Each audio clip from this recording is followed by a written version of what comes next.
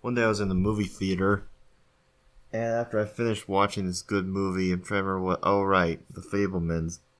I realized without having to buy a ticket or anything, I was able. There was another movie playing that I tried watching for the first 30 minutes or so called The Menu.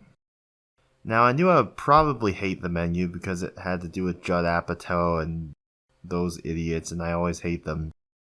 But I thought The Menu was particularly a bad movie because of the sort of themes that it seems to represent.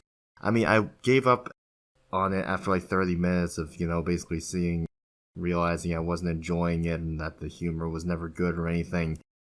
And it was just overall really cringy. But, like, then I read the plot on Wikipedia, and I feel like it really reflects a certain problem.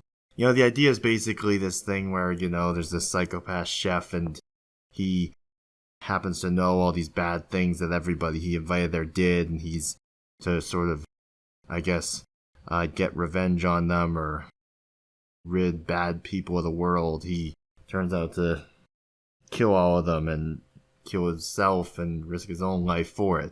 And the main female character happens to be apparently the one person who doesn't have any flaws in his personal opinion, so she survives.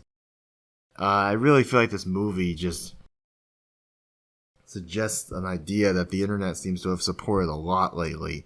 Like that it really supports the whole cancel culture narrative that's become so popular, where like when somebody makes a mistake or does something wrong, that you should then outcast them or that they're deemed to society instead of the obvious, which is that all people have flaws and mistakes. I feel like the movie, it's like they're trying to say, we don't necessarily think that the chef is a good guy, he's a psycho and everything, but don't you see, he still kind of had a good point by getting back at these people. He still wanted these people to be killed, right?